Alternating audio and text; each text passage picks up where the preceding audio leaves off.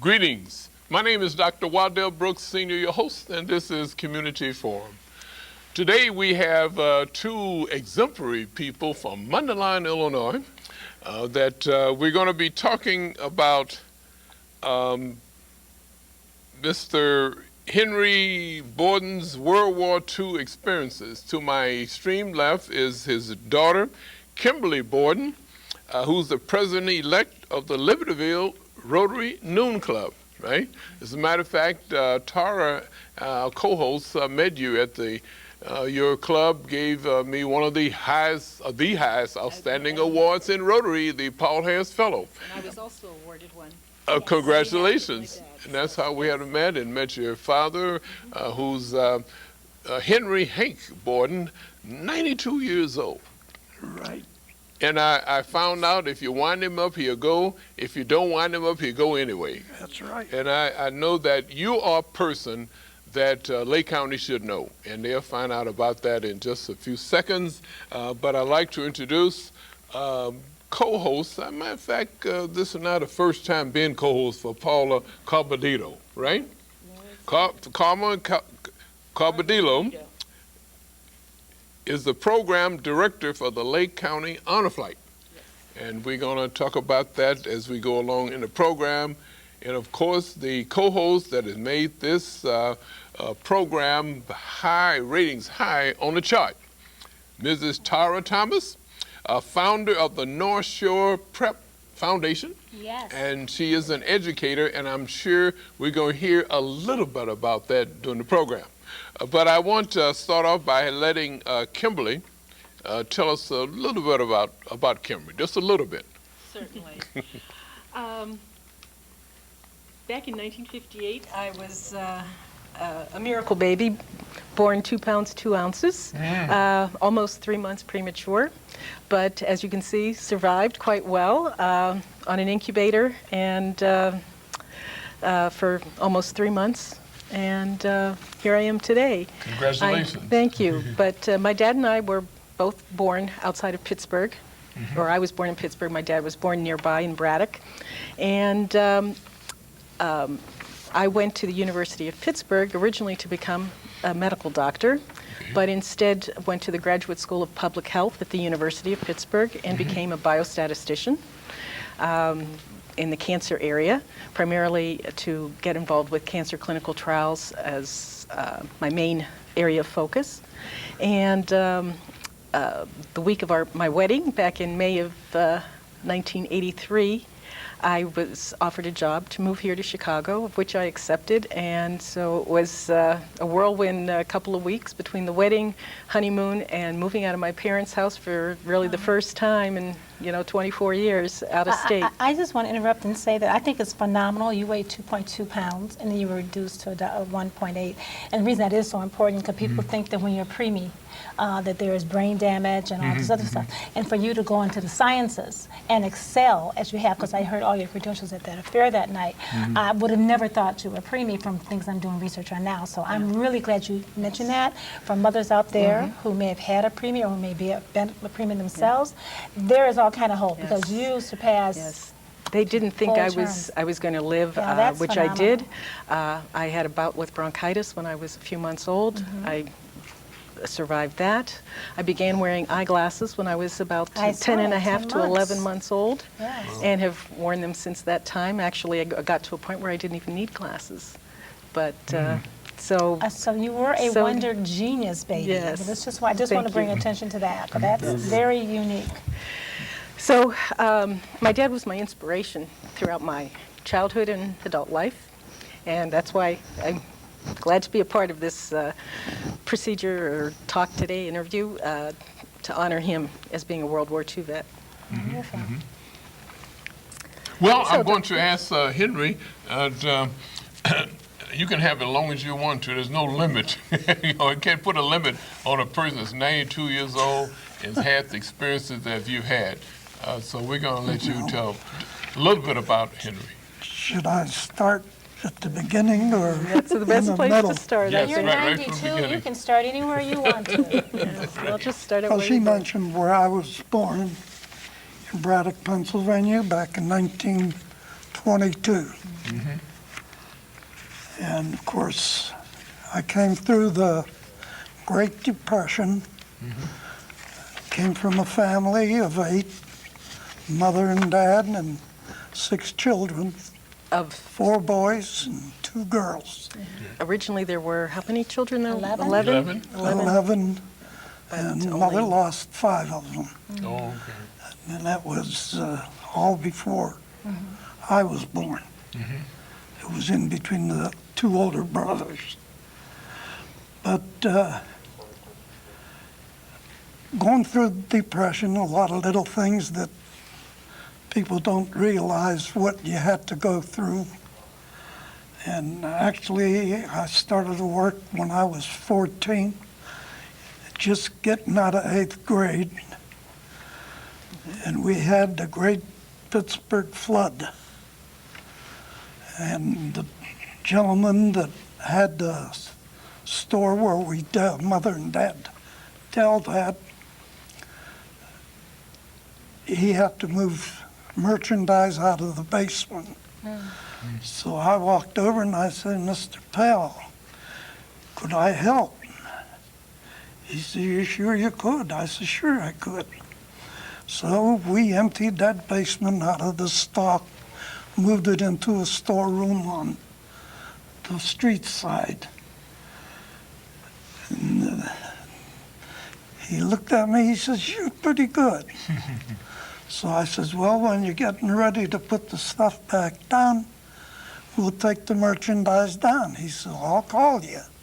Okay. May I interject? I So- think we have a photo of you from close to that time when you were an altar boy at, I think it was your confirmation photo Yeah, that was from confirmation. Sacred Heart Sacred Heart Church. Church. Yeah, Mm-hmm. just And around the this block. was in Pennsylvania. This was in Yeah. Was that Braddock. an all-boys school or it was co-ed? Your school? Was the school all boys or was it co-ed? No, it was co-ed. Okay, It okay. was co-ed. All righty. Actually, school I went to, there were over 500 pupils. And for the town we lived in, it was only 19,000 people. Wow. 2,000 of the young men and girls that went into the service out of 19,000 people. And we had 7 churches in that town. And they were all well attended by everybody. But that's beside the point. We're here to talk about the war. Okay, let's start with the war.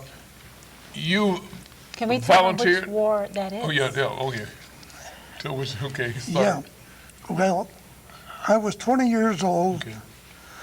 My brother was drafted into the Army, and I knew that I'd be next. But I couldn't wait, so I enlisted. And why did you enlist? So I enlisted, and they says, "We'll call when we're ready. And you be ready because in 6 months, you're going to be overseas." I says, "That's good enough with me." but But anyhow, I waited 3 months before I heard from the Army, and I didn't get called till December the 15th. now, my dad had also said to me, or when he's been interviewed before, that one of the main reasons why he enlisted was he wanted to go to war over there. He didn't want the war to come to the United States. Wow. And the way it was moving in Europe and Asia, that's one of the big reasons. So you went there to protect our country and the citizens in this country. That's it, and that's what I wanted. At 20 years old? And I hope the people in this country realize that war is not fun. No, absolutely. And I still say our people here, majority don't know what war is. They think it's a movie. And Well, I pray that we never have to find out, although as terrorism escalates, it's becoming closer and closer. it's coming, but, it's coming. You know, war, no one wants it, but thank God we have servicemen like yourself Well- who are willing to protect the country and our values. But anyhow, I enlisted, got called in December 15th, went to New Cumberland, Pennsylvania, where they gave me the shots and the clothing, shoes. In 2 days, you were on a train going to California. Camp Santa Anita. Santa Anita happened to be a big racetrack on the West Coast. Really? They named the city after the The racetrack? government took it over. They cleaned it up, painted, whitewashed it. So you had 3 men in a stall where they used to keep 1 horse. Yes, I think we have some photos too of my dad at Oh. Camp Santa Anita as Santa Well, well. we have some great directors. We can get some of Yes, these let's pictures put them up, up. and especially the one you said in Santa Anita. And I believe you met Katharine Hepburn there. Not at Santa Anita. No? I met Little her- later. I met her in Hollywood, Beverly Hills. Okay. All right. That was his next Beverly Hills. training location. Okay. All right. But anyhow, we got to Santa Anita, and we got our first day, couple of days. They were telling you what you're going to do and everything else. 5 days later, they say, well, we have to cut the training out. We're under quarantine. That's because one of the reasons they claim they had the Japanese that they pulled in out of all the towns in California, Arizona, and they put them into this internment camp. Okay. And they were in the camp for about 2 years. And then finally, the Army needed it, and they moved them all to Arizona. So this was at, Mr. Borden, so that our listeners can follow us. This was at Camp Santa Anita, where they That was where at they Santa had been. Anita where they impounded the Japanese Americans. Were they there while you were there, or they were there No, prior? they, Just they prior. took Okay, them just to out, make sure. Okay. and we came in after that Okay. because the Army needed room. But anyhow, we were there in quarantine for 5 weeks. The first week, you may as well say it didn't amount to very much.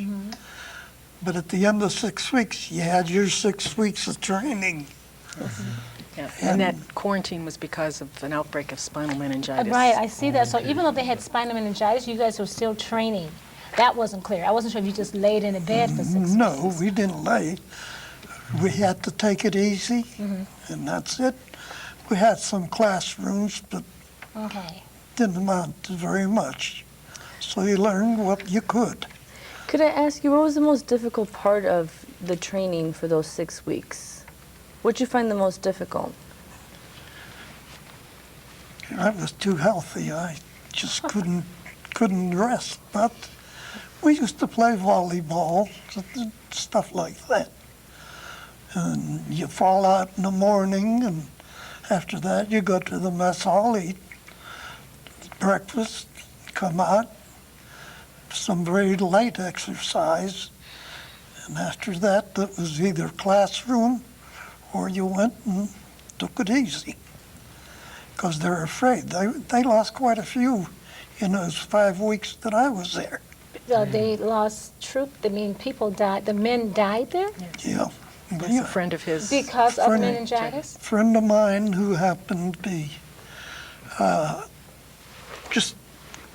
he come in at the same time I did into the New Cumberland. He came from Philadelphia. His name was Boyle. Mine was Borden. So we were close that way. And what we did together. And the one night in February, this was toward the end of our stay there, we went out and we played volleyball. He was full of life and everything. We come in, we got cleaned up, took our showers, had to be in bed by 10. He says, Hank, he says, I don't feel too good. And I says, well, we better call the medic. So real quick, we called the medic came, he called the ambulance. Midnight, the medic called me. He says, your friend passed away. So for you, the war started very soon. That's it, Even Yes. before you left boot camp. that's it. Wow. And of course, I kept in tab with their family for the next 50 years. Yes, he became their adopted son, Amen. and I had adopted grandparents since my Amen. grandparents died early in life, early in my life. Things So it always was work out. That's a yes. blessing, Yes. indirectly. We traveled to the Jersey Shore quite often. What was it, about 30 times? Oh, Is that the one quite with a the bit. TV show? We went to Wildwood, New Jersey, with the boardwalk. But anyhow, it was on our way. They lived in Philadelphia.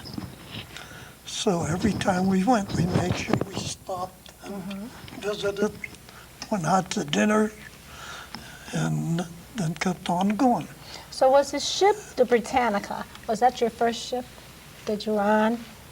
Were you on the Britannica? He was on the Britannic. Britannic? Britannic. Thank you. There's See, I didn't there's wanna there's do that, several and I did. similar sounding ships out there, but he had some additional training, in Van Nuys, and that's where he met some Well, Hollywood stars. And There, and we were up in Palmdale for some desert training, about four days.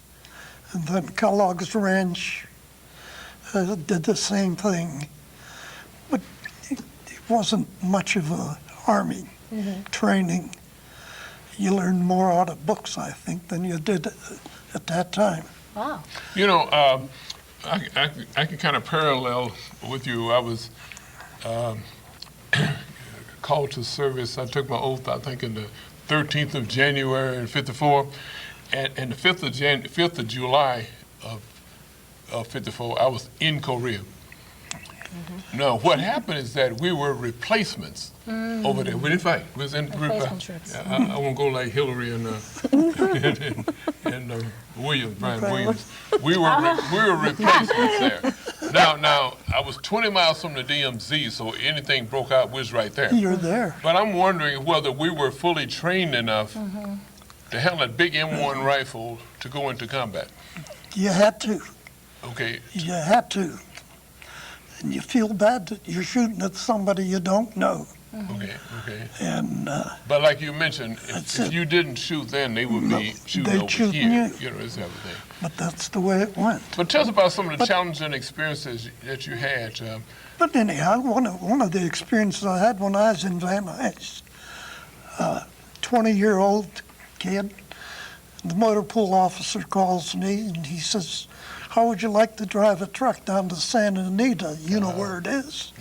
I said, yeah, I know the way down there from Van Nuys. So he says, get yourself ready and come over to the motor pool and I'll set you up. Well, I had a driver license for a Jeep, a weapons carrier, a 4x6, a 6x6, which are smaller trucks. But I walk over to the motor pool and go to his office. I says, well, I'm ready if you are, Lieutenant. He says, well, let's go outside. I says, where's the truck? He says, oh, you're standing right next to it. A trailer truck. Okay. You know, I never drove a trailer truck. And go to Santa Anita with, no experience. He said, let's see your license. Because the Army gave you a license. I had everything signed. He looked at that, he signed it. He says, now you're a truck driver. Okay. That answers a training part. You're right. Right. I was They weren't listening closely trained. to They needed that. more training. I had to drive through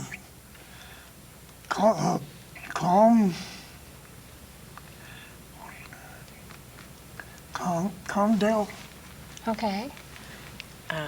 Burbank, Pasadena, And there were kids here who would all love to have on that trip. Colorado Boulevard. Right. The first name, I know it's wrong. But anyhow, I'm coming into town the first time, and it's a business section.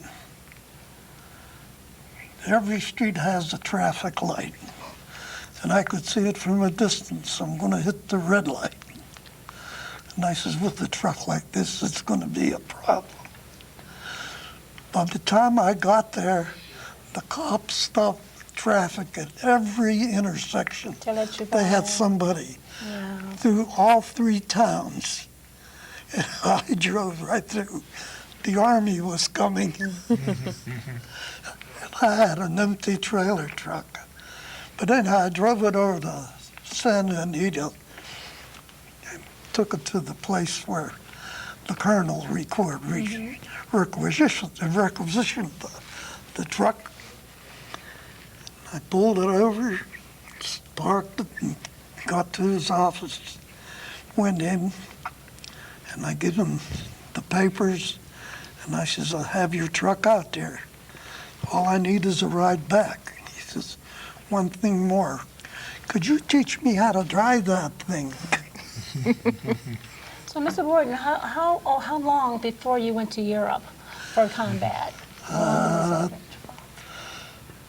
13 months. So you were in the United 14. States for 13 months training. Well, in the United States. I was here till February 28th of 43. Okay. So that's 14 months.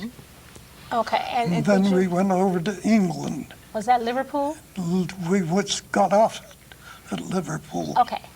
And we went to the town of Altrincham, and we drove a little ways up around Manchester to learn how to drive a tank.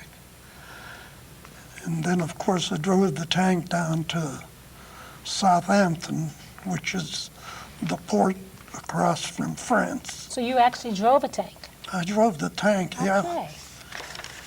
And we drove it there where we got our first taste of the bug bomb. The Germans were shooting these rockets.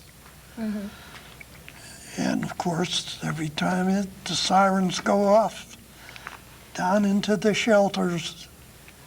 First 2 nights, we all ran down. It was just the pain. And we decided the next night we're just going to sit here.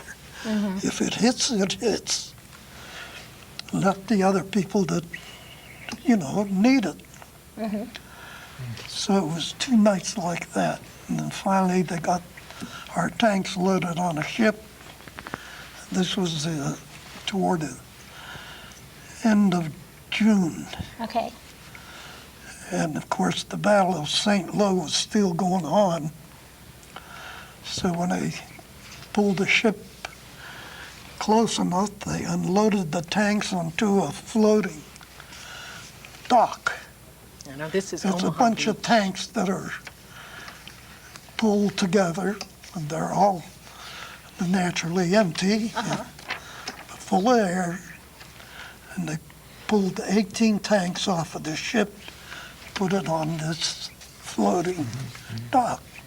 Now, you had some exciting experiences since you got to Liverpool, England. One was the assignment to General George S. Patton's.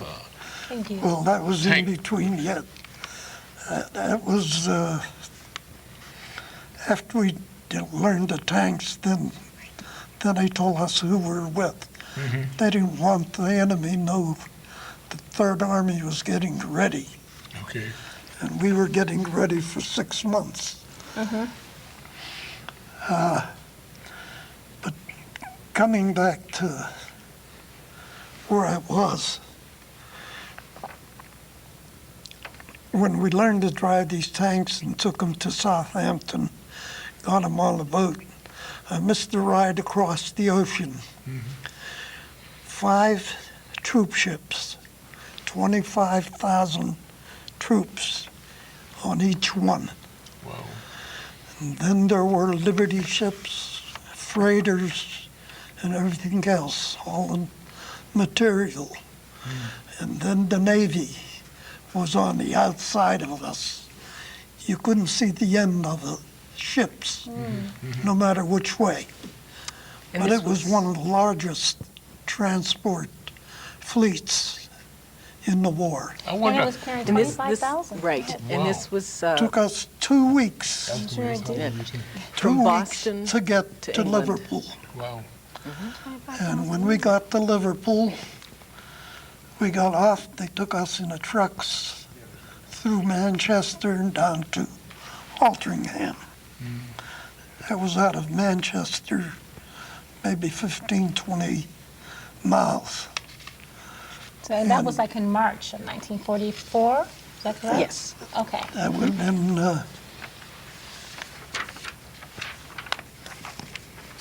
So what was March. your rank? That, What that was would your- be in July. Is He that was, where he was a uh, private, You were private, then you weren't a sergeant Not yet. technician then? Okay. Well, I was I'm moving them. I was a PFC in between there Okay. and a T5 or T4, I forget.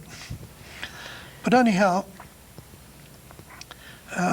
talking about the ships, it took us 2 weeks, but evidently we had the protection it took, because we never saw the submarines, but there were destroyers and Dangerous.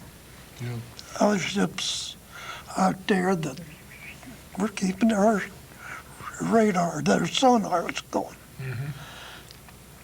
So anyhow, we got there safely. Of course, our ship went to Liverpool, I think one other one. The other 3 had to go to other ports, because, it's a lot of people Right. Right. Right. you're talking. Did you meet But I- Patton there? Is that where General Patton? No, I didn't meet that until got to France. Oh, okay. Okay. so, France, when we were assembling in England, he took a couple of divisions, armored divisions with him down to Africa. But you actually met him? No, Oh, you didn't? I was going to ask you, No. what type of character was he? well, the only time I saw him, and the way you hear him talk, Uh-huh. I never met him personally. He's a soldier's soldier. That was his life. He was a good man. He wouldn't ask you to do anything That he wouldn't do. Wow. A real general. He is a real general, a real man. I give the guy a lot of credit. Wow. But anyhow, he went to Africa, and it didn't take long, they got that over with. And then he was told to go to Italy because the British were having a problem on the island of Sicily. So he had to, they send Patton with his crew while they were there to Sicily. Well, Patton was a man of his own at times. They told him to come up the East Coast.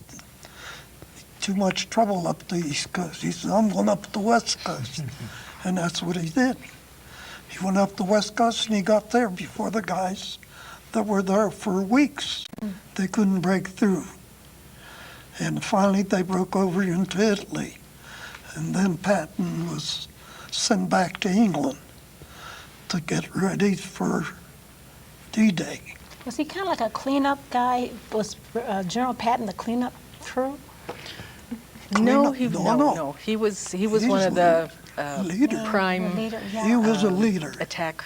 But you don't hear course. generals today going out on the front lines of Iraq Not or like that, no. Afghanistan. You don't hear that today. No. It was different. You have different people today. Right. We have They were drones who do trained that. different then. And even Eisenhower, he was in charge of the Eastern ETO. And he came over a couple of times, and it made no difference. We run into people bombing. That's the German Air Force coming over at night, dropping flares, gets light as it is in here, if not brighter. And then came the bombers and fighters, and they strafe drop bombs. We were lucky we got away with a lot of things they missed. I think that's with Paula, and Yeah. that's why she's so involved. And what you're doing, because she celebrates or she works with. I mean, I really can't speak for Paula. She does a better job than me. Well, why don't we, that's a good lead in. Why don't we let Paula Exactly. Paula. tell her involvement with Yeah, you know, I veterans. became interested. I didn't know anything about the wars, but when I started doing volunteer work here in North Chicago, I met a very amazing World War II veteran who shared his awesome stories as you're doing with us today. And he had expressed that he hadn't seen the World War II memorial. And we were both discussing the unveiling of the Martin Luther King Monument in Washington, D.C. And we both thought it would be a cool idea because we both wanted to see it, that we'd take a trip. And so he invited me to meet the rest of his friends that were part of the World War II Black Navy veterans of Great Lakes. Wow. And so we went to their meeting that following month and discussed bringing them over to, a trip to DC. And we successfully did it with our exchange club here in North Chicago. And then we found out about Honor Flight and the great work that they were doing since 2005 is when they first started their trips. And so what they do is they take heroes, awesome heroes like yourself, to visit and reflect at their memorials in Washington, D.C. on an all-expense-paid trip. Our sister hubs, there's about 147 of them throughout the country in 41 states. And so we chartered our Lake County Honor Flight hub here in North Chicago in 2013. And currently we are taking our 4th trip to Washington, D.C. in April of 25th and 26th, which is a trip that you are going to be on. So we're very excited Thank you. for our adventure. And it is an adventure, it's not a trip. Some of our sister hubs go on a same-day trip. So they fly out that morning and they come back that night. We're leaving out on a Saturday morning and we come back Sunday evening.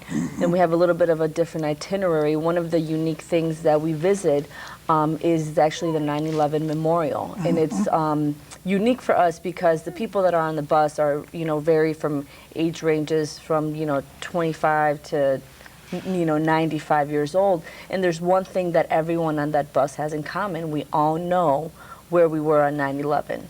So when we get to that memorial, it is very emotional for all of us. On our last trip this past October, we had World War II veterans, Korean veterans, 2 Vietnam veterans, Wow. and Gulf War veteran, and a pilot for United who was actually in the air when 9/11 happened. So for all of us to be at the 9/11 memorial gave us chills because everyone on that bus either had served in a war or knew where they were on 9/11. It's interesting you mentioned that. My mother passed Passed- away it's in in- May of 2011, and my dad just happened to be a part owner, manager of a diner. Right, I read that. Several diners and restaurants in the Pittsburgh area, and one in Somerset.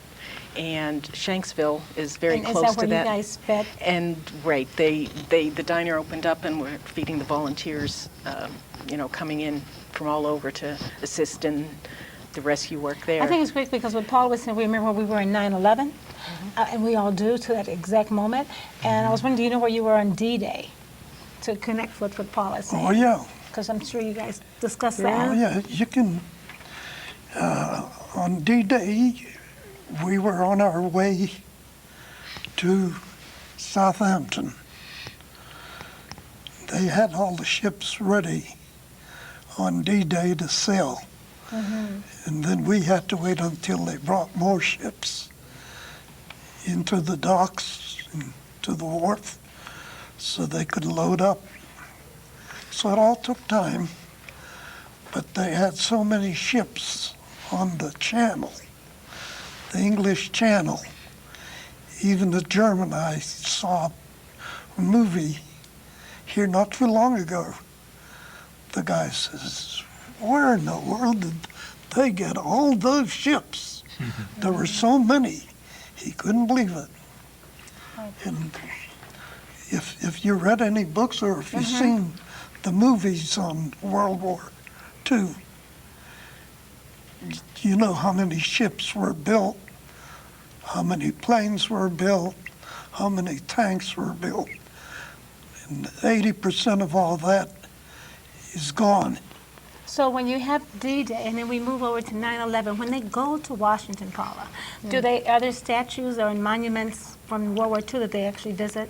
Well, there's the memorial. So Okay. that's, Sure. the mission is to Yeah, go and visit yeah. the memorial. And we spend a bit of quality time there, just reflecting on, everything Yeah. from the stars to each state's. They deserve a memorial. Yeah, you deserve the memorial. You're a hero, and I think that one of the unique things I have the honor of doing is sharing with the people in our county how amazing it is to be among the presence of someone like yourself. You're a hero. Most people think of superheroes, and I've had now the honor of meeting like real life heroes like yourself that sometimes don't feel like these trips may be something that are they're worthy enough of, and I get veterans that may say that it's not for them, but once they get down there, they realize that it was built for you, and it's built for you to reflect on, and it's just our honor, along with dozens and dozens of volunteers in our community, have the privilege of putting this together and working alongside each other to make this a memorable trip for yourself. Dr. Brooks, have you ever gone on a trip? Because you're a veteran from Korea. Right. No, I have not. But the president of the club now is trying to make it appetizing for me to go. Yes. So maybe this year, or the latter part of the year, because you go twice a year, right? Yes, so this Once in this- April. Yeah, and we then- went last year. We went in June and October, and this year we're scheduled for April and September. So both trips we take anywhere between 15 to 22 veterans, depending on how many we get that apply. It's open to any veteran in our Lake County area. You don't also have to live in Lake County. The veteran just has to be transported to the city of North Chicago. That's where our hub is, and that's where our welcome home ceremony is as well. And people can visit Lake County honorflight.org, and they can download the application and fill it out.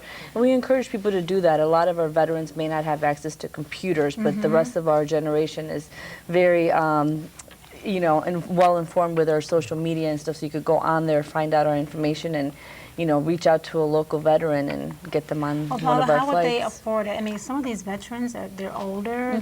The veteran, there's no cost whatsoever for the veteran. It's absolutely free. From the time that they're brought to North Chicago to the time that we bring them back safe and sound and with a smile on their faces at the welcome home, there's not one single dime that has to be spent on their behalf. So how we do take you- care of everything. We fundraise a lot throughout the year. How do you get the money and how can they contribute? Lake County Honor Flight is always accepting donations. We're a 100% volunteer organization, so all of the money goes to our veteran trips, and we provide the airfare. We stay in a hotel down there, so we provide the hotel. We provide all 3 meals for the day, and we get you some really cool T-shirts. You get a polo one day, a T-shirt the next day, your own backpack, specialized Kleenex pens, and snacks Specialized along. Kleenex? Yeah, they're little like memorable Little packets. Kleenex packets. They're Okay. really cool. And most importantly, you get your own chaperone, and we call them your own guardian, buddy, and they're the person that is responsible for the veteran throughout the trip. And then that's how we make sure that every single veteran has that one person as they go through the different memorials, are able to reflect. A lot of them, it's really difficult. I know we spoke about this earlier, to talk about certain stories, and sometimes some of the stories haven't even been shared with their family members because they're so difficult. But it's easier when someone that's not related to them, once they're down there, to be able to open up and share those stories. So that's the unique, beautiful thing about having a guardian and your buddy on that trip, because they're with you from that morning till when we come back. So It's You know- interesting you said about that, but my dad was recently a part of the Library of Congress history project, where he was interviewed on Veterans Day at the county courthouse, and gave a 3-hour interview with Mike Nerheim. Yes, our state's attorney. Yeah. Yep. And it was excellent, you know, and it got to meet other veterans as well as tell their experiences. So Yes. I'm sure this is quite similar in that You know, and respect. talking about their experiences, recently Dr. Brooks interviewed the doctor at Lowell Hospital, the psychiatrist. Baer, John Baer. Yes, and he was talking about post-traumatic stress, and that this is not just new for the Iraqi War, that there are World War II veterans who had that post-traumatic stress as well. I can believe it. You know. I know Vietnam there was, and I think for anybody who's in that type of situation, I don't know how you mentally can deal with it. I mean, you do what you do at the time, but I think it's the hardest thing when you come back and you have to Absolutely. get back into a normal life. Acclimated, exactly. Took me 50 years before I was able to talk about it. That is what Dr. What is his name? Baer. Dr. Baer was saying. He said that. He said just some of them just are, they 50 suffer years, silently. you just, that's it. Yeah. He Even the told a few people I work stories with, when I was growing up, I but it had was 2 fun brothers in the stories. service. We never discussed what happened. One was an infantry man cleaning the islands up in the Pacific. The other one was on an LST. They were getting shot at and bombed. But we never talked about it until it was late in life. So you went overseas, you fought for our country, came back, and you went right back to your same job. That's it. And so nothing And as happened. nothing Actually, happened. believe it or not, I came back. I went to, of course, home first. Next to that, I went over where my job was, only 2 blocks away. Walked in, met everybody, met my old boss. And he said, Hank, he says, you want to take a month off? Take a month off. Anytime you're ready, you come back. He said, you need more than a month? Believe it or not, I was back in 2 days. I went to work. When you're released from the Army and you leave a war, a situation like where it's actually combat, do you go through a period where they train you or they talk to you to get you readjusted, reacclimated, as your daughter has said? Not really. He was fortunate in that the war ended and he had like 3 or 4 months in Nuremberg to before he sailed back to Yeah. the United States. So there was some downtime there, and I think that helped not be, you know, with a gun shooting at somebody kind of situation. Right. So, you know, it was, they were still doing military duties and whatnot, but, you know, they weren't faced with the war setting at that Called point. concentration camps or anything like that? No. Excuse me. No, I was going to ask, speaking of, you know, when you were over there, I saw some really, I'm fascinated with the medals that our servicemen receive. I know you've received a couple of them, and I know we have some pictures. Photos of that, Hopefully you yes. can bring some of photos. those up. Thank you. Yeah, Ribbons, tell us about your medals. medals. Yes, well, he has 4 medals that I know of right off the top. He has a good conduct medal, and course. that's I believe in the And photo. we do have them up on the screen. Okay. The conduct medal is the red and white one that's like at the middle of on the right side with the 3 white stripes vertically on each side.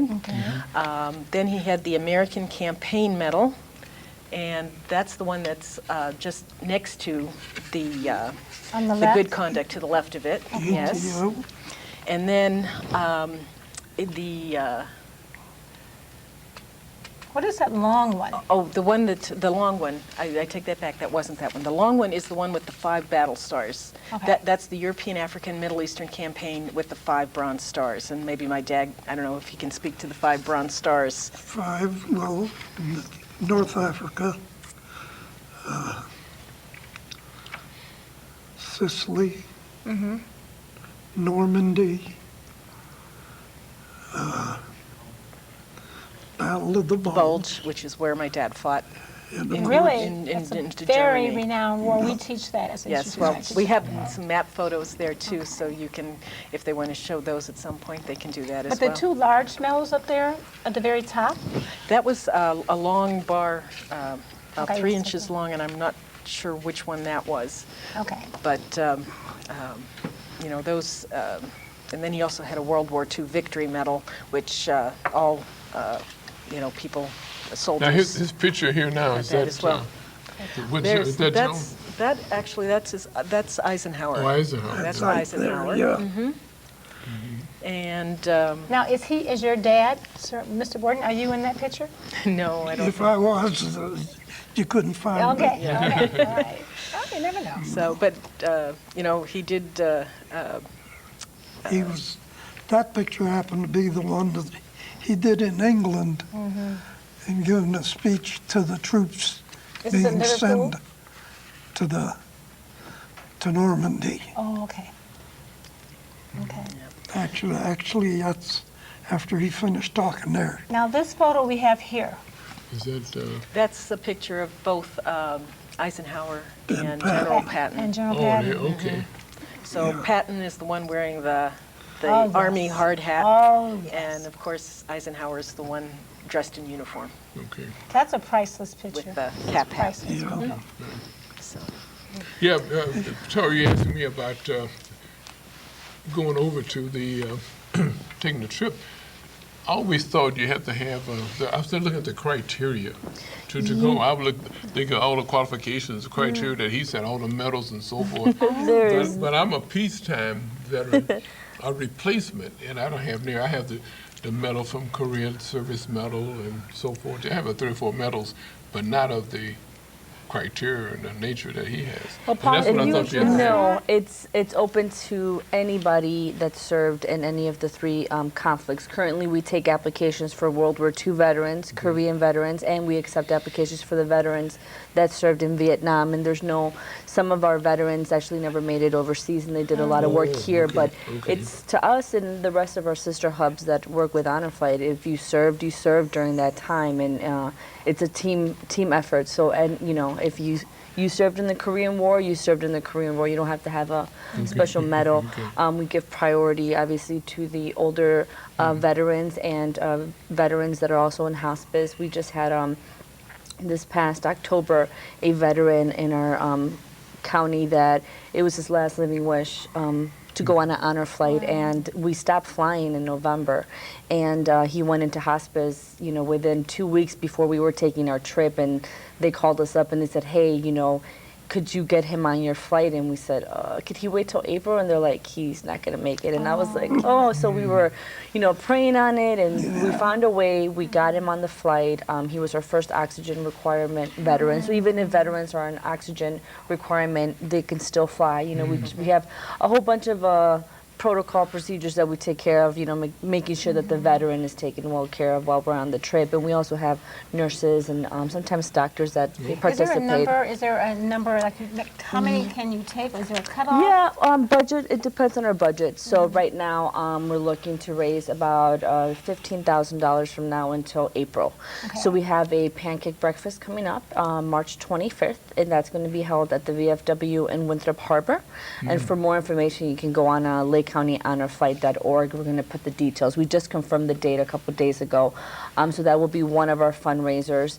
And so that, depending on how much money right now we've budgeted to take up to 22 veterans for the April trip. Now, your, what is it, the chaperones, do they have to pay, or do they The have to guardians pay their own way. So we pay have a their own. guardian donation that they're responsible for.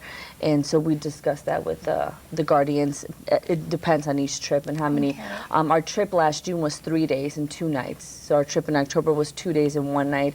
Our trip in April was 2 days and 1 night. So it could fluctuate anywhere between 2 days, 3 days, just depending on how many veterans we have. The less veterans we have, then we can do a little bit longer trip just because it's less at the hotel and But stuff when you like that. arrive there, you're not the only group there, are you? It depends. So what we do is our National Honor Flight coordinates our spreadsheets, and then we're kind of get a pretty good gauge as to what other sister hubs are going to be visiting the memorials that weekend. So we usually, can know ahead of time if there's going to be other hubs from other states that are going to be participating down there.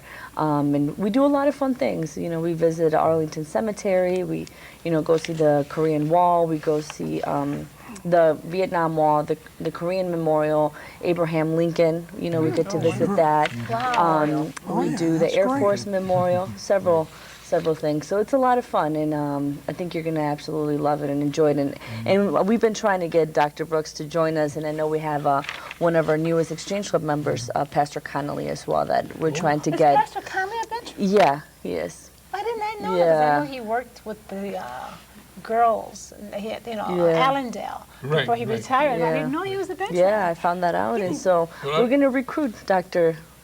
Brooks eventually. So I noticed that the mayor showed his support by going. He did. went as a guardian then. he is went that as a right? guardian. Mayor in our Rockingham. Yes. Mayor Leanne Rockingham participated this past October, and currently we're working with Mayor Christina Cavari from Gurnee to go on our October or September trip.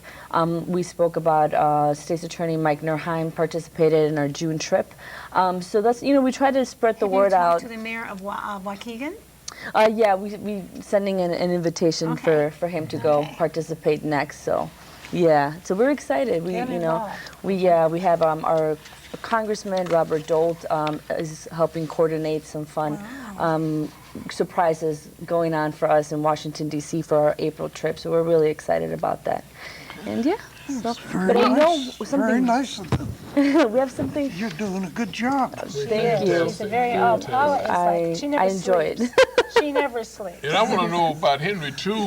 Do you have Well, any time now for leisure time activities? You're 92 now. You've done everything. I'm too busy. Too busy.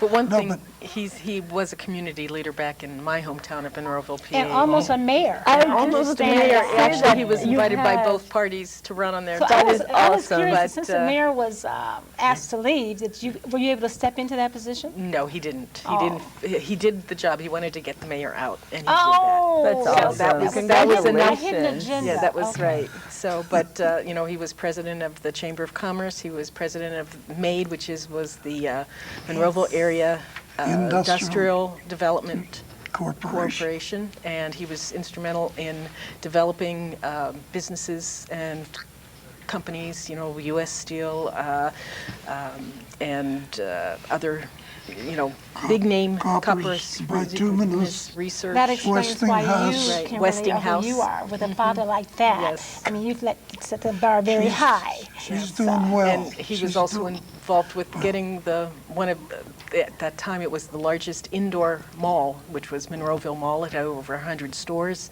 an ice skating rink, and this was back when I was in high school. Oh, my Back in the 69. well, actually, then I was in grade school. Yeah. So yeah, so And that's a going wife back a way. of 63 years. Yep, Yes. was married that long, and she left me. How long ago was that? It'll be 4 years this May. 4 2011. years in May, yeah. It's amazing how time flies. Dr. Time Brooks, you've been goes. married Enjoy- 75 years.